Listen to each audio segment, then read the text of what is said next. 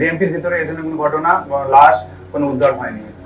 সামাজিক যোগাযোগ মাধ্যমের বিভিন্ন প্ল্যাটফর্মে তুরাগ নদী থেকে একাধিক মরদেহ উদ্ধার সংক্রান্ত কিছু তথ্য, ছবি ও ভিডিও ছড়াতে দেখা যাচ্ছে। ঢাকা মেট্রোপলিটন পুলিশ অত্যন্ত গুরুত্বের সঙ্গে বিষয়টি খতিয়ে দেখেছে।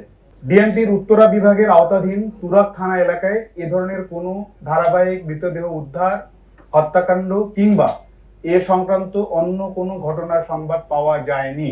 একই সঙ্গে এই বিষয়ে তুরাগ থানায় কোনো ব্যক্তি বা প্রতিষ্ঠানের পক্ষ থেকে কোনো অভিযোগ, সাধারণ ডায়েরি বা জিডি বা মামলা দায়ের করা হয়নি। বিষয়টি অনুসন্ধানে পরিচালিত তথ্যের কোনো সত্যতা পাওয়া যায়নি।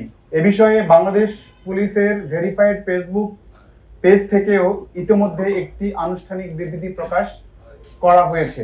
ডিএমপির ভিতরে কোনো ঘটনা এই ধরনের ঘটনা ঘটেনি, তবে সম্ভবত আমিন বাজার নৌ পুলিশ কর্তৃক একটি মৃতদেহ উদ্ধার করা হয়েছে এবং তারা যেহেতু দারুস সালাম থানাতে একটা মামলা ইউডি মামলা রুজু করেছে, সেই মামলাটি এখন যেহেতু নৌ পুলিশ অধিক্ষেত্রের ঘটনা এটি, তারা তদন্ত করছে এবং তারা এটি মামলা তদন্তাধীন রেখেছে।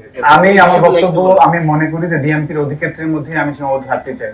আমার ডিএমপির মধ্যে কোনো বক্তব্য এই ধরনের ঘটনা ঘটেনি, বাট আমি একটা ঘটনার কথা জেনেছি, সেটা আমি আপনাদের সঙ্গে শেয়ার করেছি, সেটিও ডিএমপির অধিক্ষেত্রের বাইরে।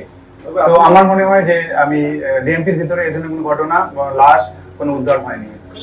যদি যারা এই ধরনের গুজব ছড়াবে তাদের বিষয়ে আমাদের যারা সংশ্লিষ্ট ইউনিট আছে তারা অবশ্যই কাজ করছে এবং তারা কারা করছে তারা বের করে নিয়ে আসবে।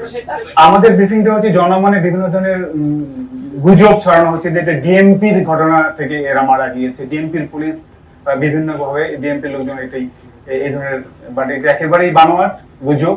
এটা আমরা আইডেন্টিফাই, আমাদের যারা সংশ্লিষ্ট ইউনিট তারা কাজ করছে, আমরা এটা তদন্ত সাপেক্ষে পরবর্তীতে হতে জানানো যাবে।